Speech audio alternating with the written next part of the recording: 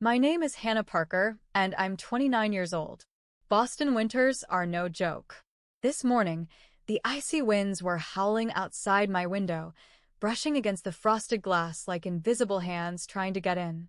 Inside my small but cozy apartment in Beacon Hill, I sat at my neatly arranged desk, surrounded by the minimalist furniture I had carefully picked over the years.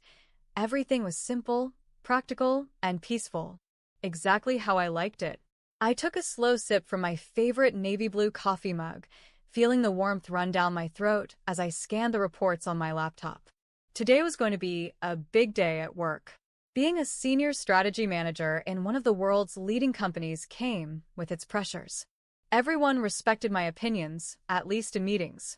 What they didn't know, however, was that my real story ran much deeper than my title suggested.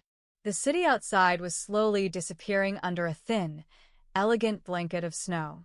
The sidewalks, the cars, the old street lamps, everything was turning pure white, like a scene from a painting.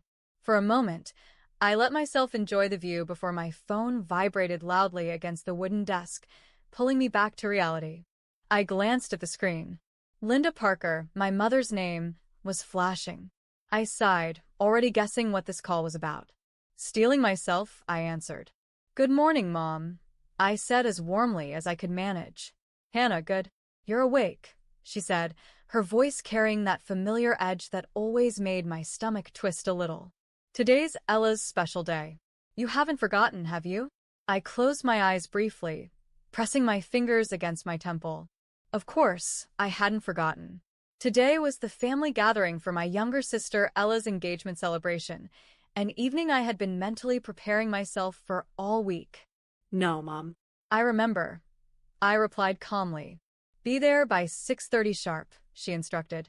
"And for heaven's sake, Hannah, wear something proper. None of those boring business suits you always wear. Something feminine for once." I forced a polite smile even though she couldn't see me. "Of course, Mom." We ended the call quickly. As I set the phone back down, my gaze shifted to the old framed photo sitting on the corner of my desk. It was of my father, smiling at me with the same gentle eyes I remembered from childhood. He had been gone for nearly 10 years, but his lessons, his hopes, and most of all, his secrets still lived inside me. Secrets my mother and Ella knew nothing about. Secrets that, very soon, would no longer be secrets at all. After finishing my last report, I leaned back in my chair, staring at the falling snow outside. My mind wasn't really on work anymore. It was already drifting toward tonight's gathering and the inevitable tension that came with it. I got up and walked toward my closet. It was time to find something feminine, as my mother so kindly put it. Pushing aside my favorite tailored blazers and simple dresses, I pulled out a deep sapphire blue dress I had bought months ago but never worn. It was elegant but understated, just like me. Maybe it would be good enough to meet her impossible standards. I slipped the dress onto my bed and went to the bathroom to freshen up. As I splashed cold water on my face, my phone buzzed again, vibrating against the nightstand. It was Daniel Reed, my fiancé. I quickly wiped my hands and answered. "Hey, Dan," I said, my voice softening for the first time all morning. "Hey, beautiful," he replied warmly. "Just checking in. How are you feeling about tonight?" I hesitated, meeting my own reflection in the mirror. "A little nervous," I admitted. "You know how Mom and Ella are. They'll probably criticize everything, my clothes, my career, my relationship, like always." Daniel chuckled softly. "Well, let them. You're incredible, Hannah. They're just too blind to see it." I smiled despite myself. His voice was always a comfort, a steady hand pulling me back when the world tried to shove me down. Thanks, Dan. It helps hearing that. "And remember," he added with a teasing note, "after tonight it's our turn. Our wedding. Our future. And I can't wait to start it with you." "Neither can I whispered, feeling a lump form in my throat. "I'll let you get ready," he said. "Call me if you need anything. I love you." "I love you too." I ended the call, feeling a bit stronger. With Daniel by my side, even from a distance, I could face anything, even an evening with my family. Pulling myself together, I finished getting dressed. The blue dress fit perfectly, modest yet graceful. I pinned my hair into a loose bun and added simple pearl earrings. No flashy jewelry, no unnecessary glamour. That wasn't me. By the time I was ready, the snow outside had thickened into soft, steady flurries. I grabbed my coat, wrapped a scarf around my neck, and stepped into the cold. As I walked to my car, I promised myself, stay calm, stay strong. No matter what happens tonight. The Silver Willow restaurant glowed warmly in the distance, its windows lit with a soft, golden light. It looked welcoming from the outside, but I knew better. Tonight, the storm wouldn't just be outside. It was waiting for me inside those doors.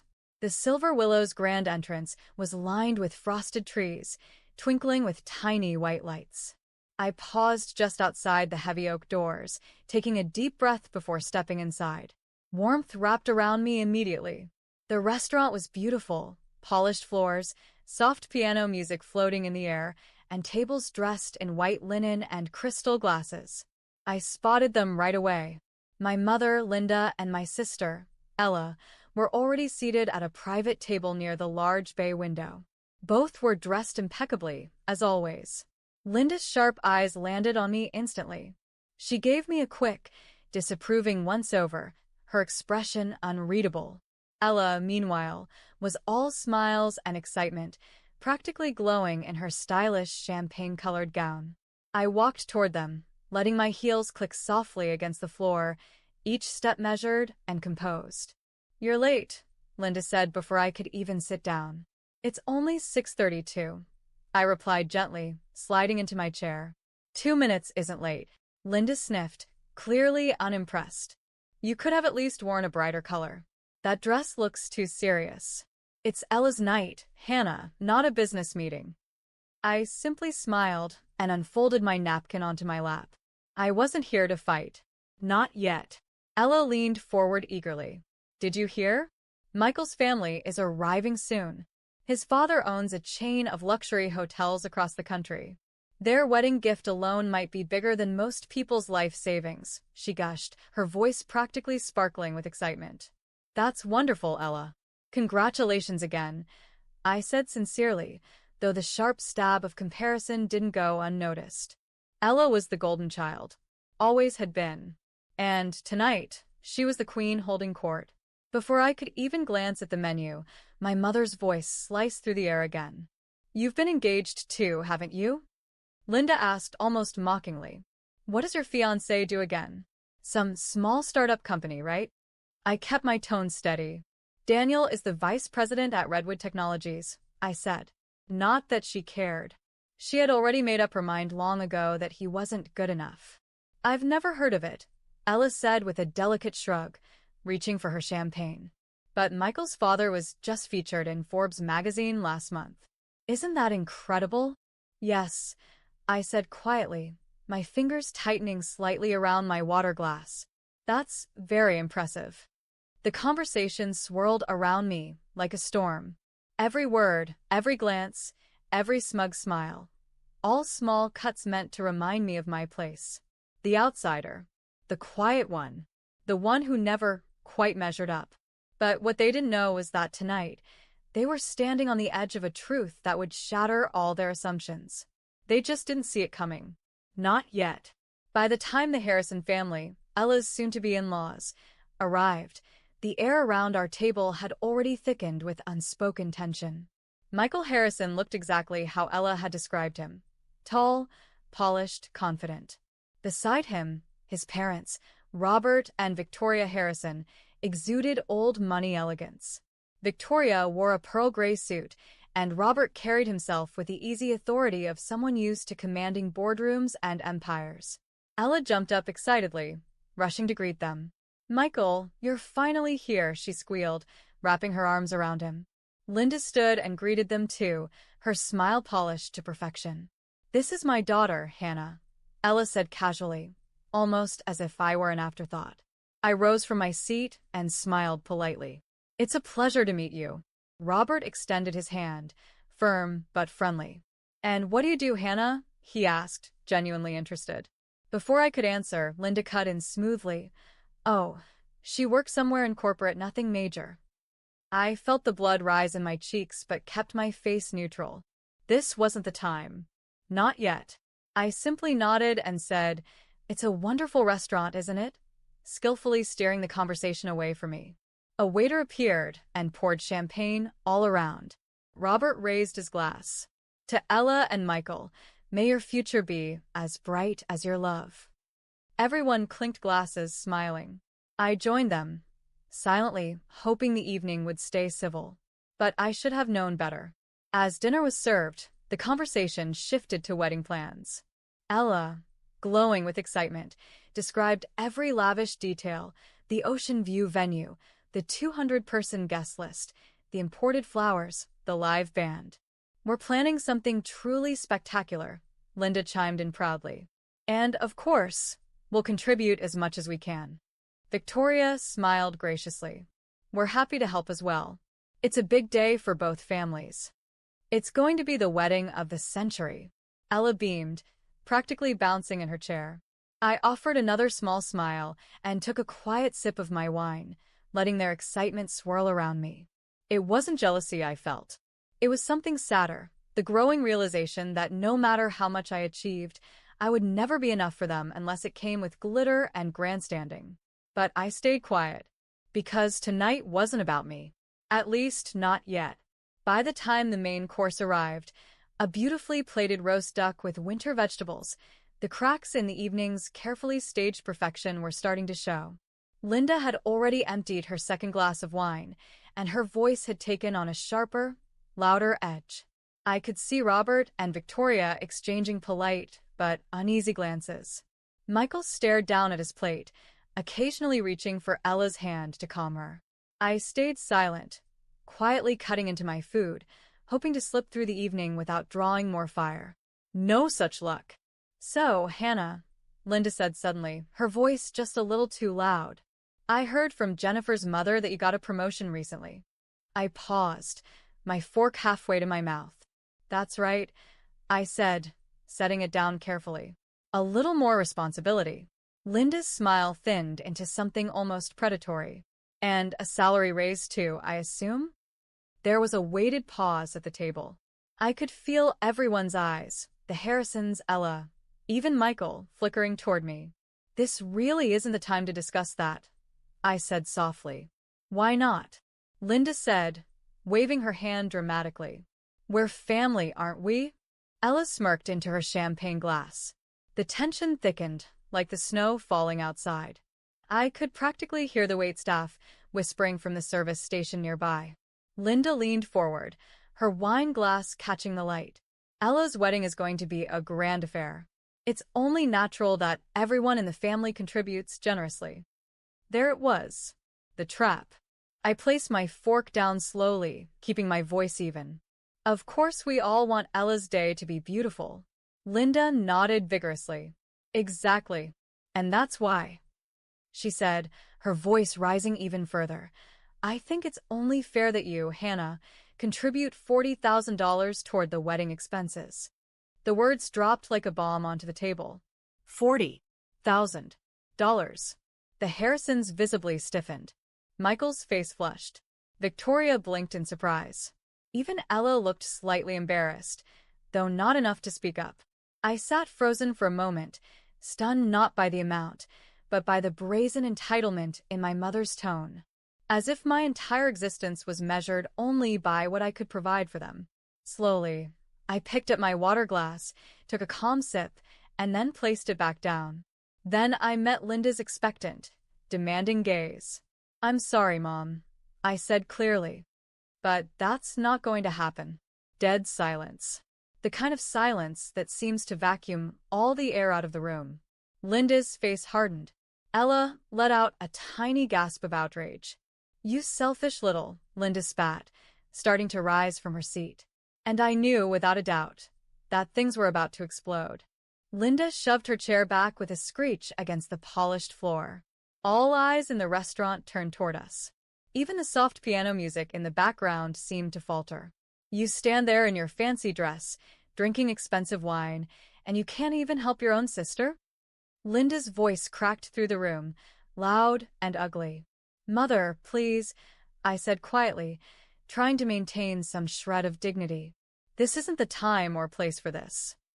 The hell it isn't, she snapped, her face flushed red, whether from wine or rage, I couldn't tell. You've always been selfish, Hannah. Always living in your own little world.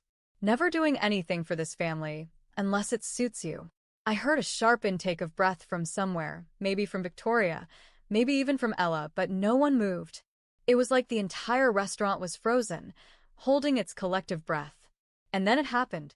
Before I could react, Linda marched around the table, her heels clicking violently against the hardwood floor.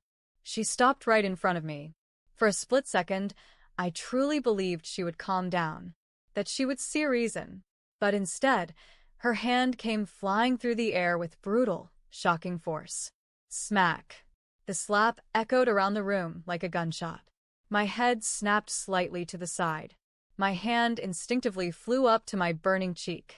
I could feel the sting immediately, the heat rushing under my skin. Tears threatened the corners of my eyes, not from the physical pain, but from the raw humiliation. The disbelief that she would strike me, here, in public, in front of strangers, in front of Ella's future in-laws. A deep, gasping silence filled the room. Even the waiters had stopped moving. Michael half rose from his chair, looking horrified. Robert Harrison stood up completely, anger flashing across his normally composed face. Victoria reached toward Linda, as if to physically stop her from doing more. Ella just sat there, her mouth open in shock. My hand trembled against my face. For a moment, I couldn't speak. I just stared at my mother, this woman who was supposed to love me, and saw only rage, bitterness, and deep, gnawing entitlement. You, Linda spat, pointing her finger inches from my face, are a disgrace to this family. If your father were alive to see you now, he would be ashamed.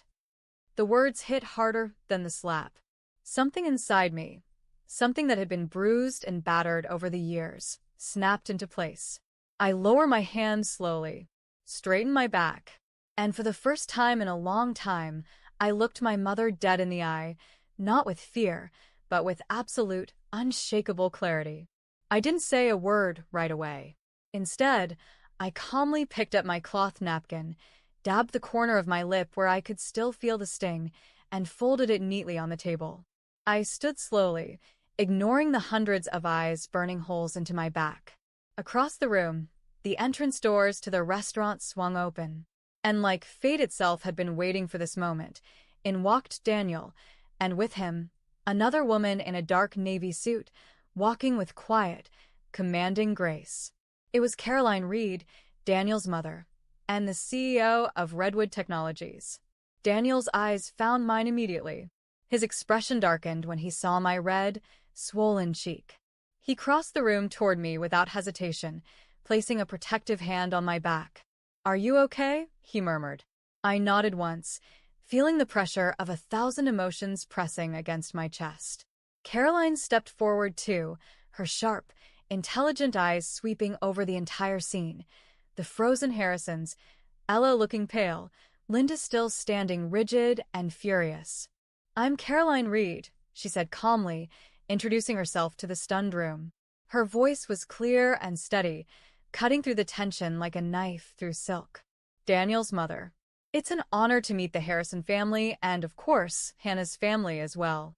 Linda blinked, slightly sobered by the realization of who was now standing in front of her. But Caroline wasn't finished. She turned her sharp gaze toward Linda and Ella.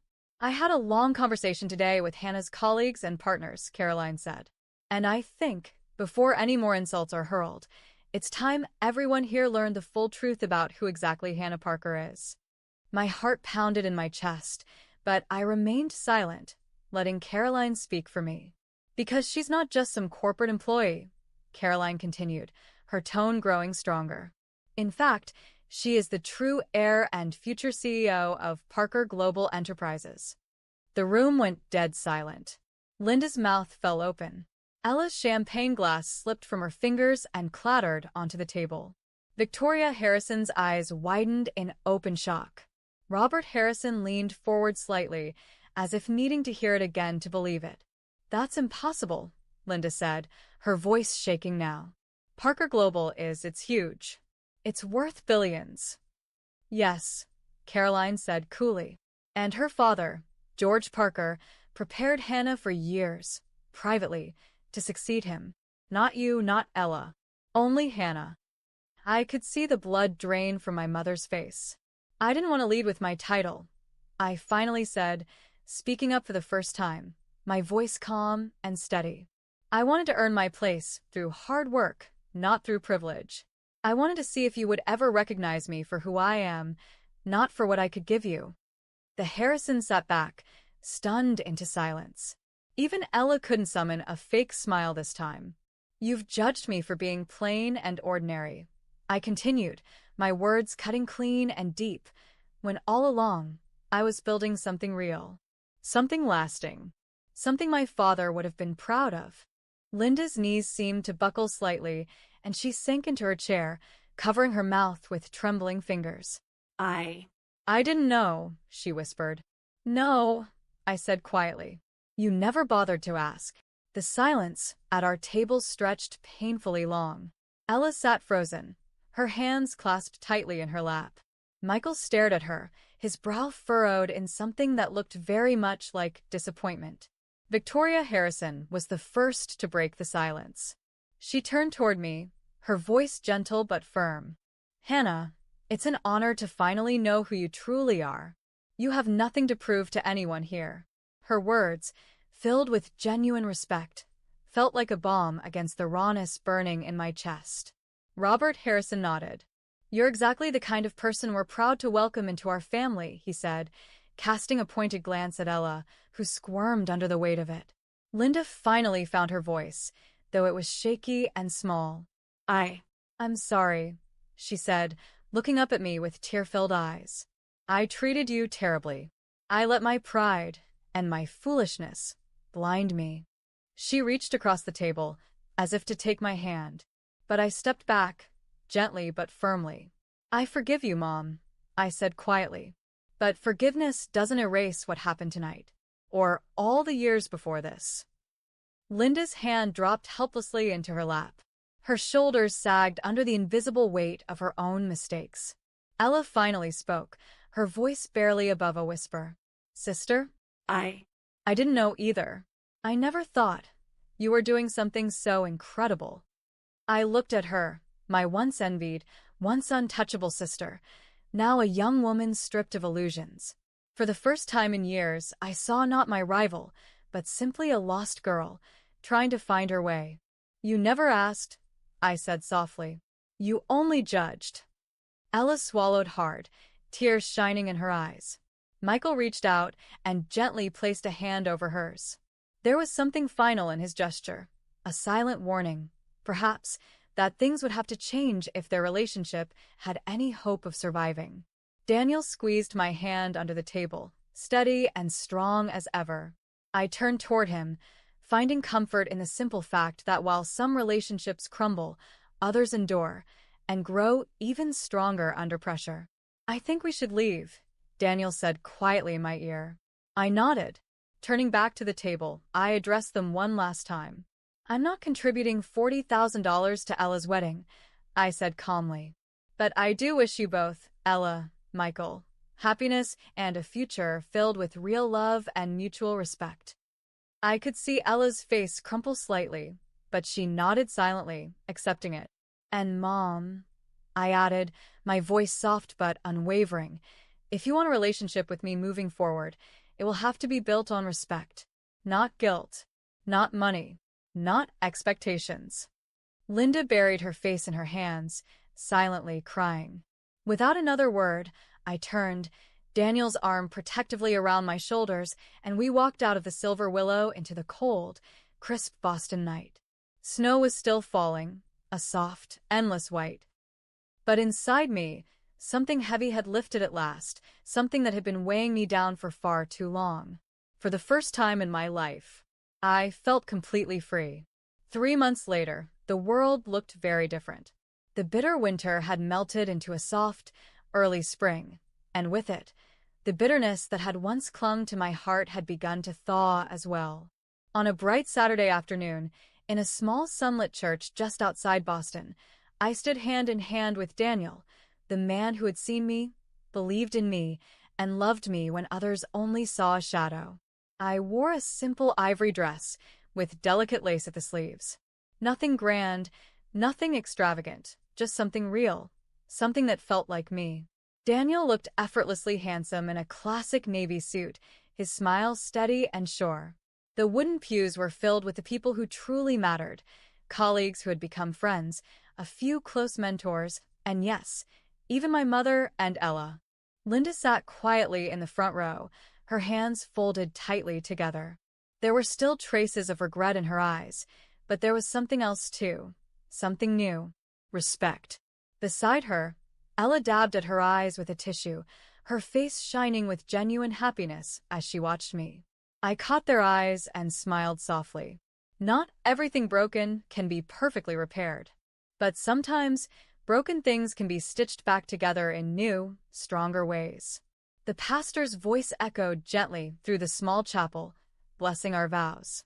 As Daniel slipped the ring onto my finger, I felt the weight of the past fall away, replaced by something lighter, brighter, something pure.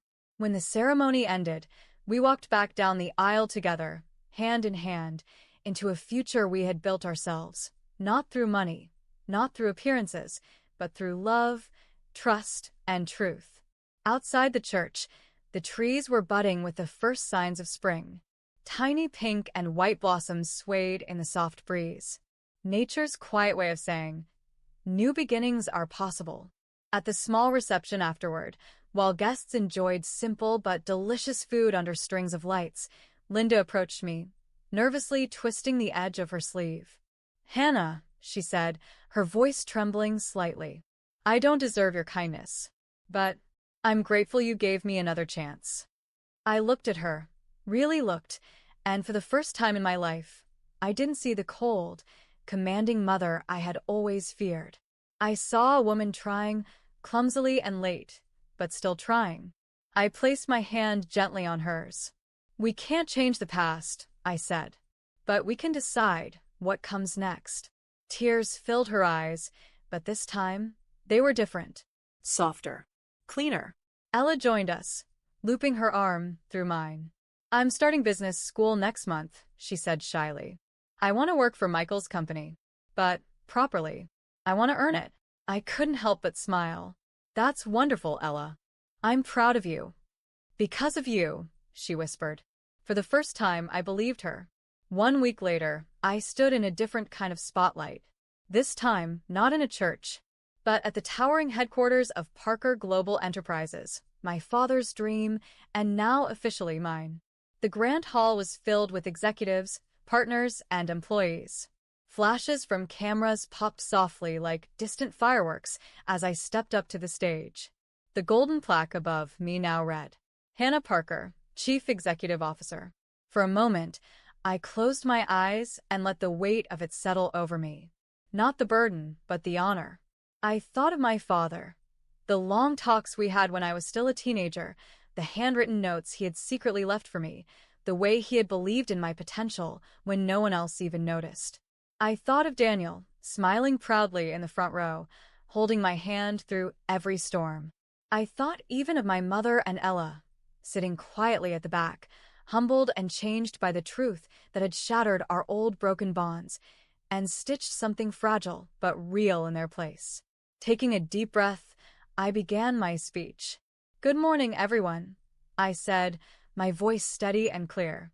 "I stand before you today not because of my name and not because of any privilege. I stand here because of perseverance, resilience, and a belief that real strength isn't inherited, it's built." A ripple of nods moved through the crowd. "My father once told me," I continued, "that true success is measured not by how high you climb, but by how many people you lift along the way. That is the legacy I promise to continue." As I finished, the hall erupted into warm, genuine applause. No staged smiles. No fake congratulations. Only real respect. Later that evening, Daniel and I walked hand in hand down the quiet streets of Boston, the the city lights glimmering above us like fallen stars. He squeezed my hand. "You did it," he said simply. "We did it," I corrected with a smile. We stopped at a small bridge overlooking the frozen river, the city stretching out before us. The same city where I had once felt so invisible, and now I stood unshakable. I looked up at the stars and whispered softly, almost to myself, "Family can't be bought with money. Respect can't be demanded. It must be earned. And love, true love, is never about appearances." Daniel leaned down and kissed my forehead, and as we stood there together, the cold winter night wrapped around us like a promise that sometimes after the hardest seasons, new beginnings bloom, stronger, brighter, and more beautiful than anything you ever dared to imagine. Thank you so much for watching. If you enjoyed this story, please make sure to like the video, leave a comment sharing your thoughts, and subscribe to the channel for more amazing stories. Your support truly means a lot and helps us bring you even more inspiring content. See you in the next video.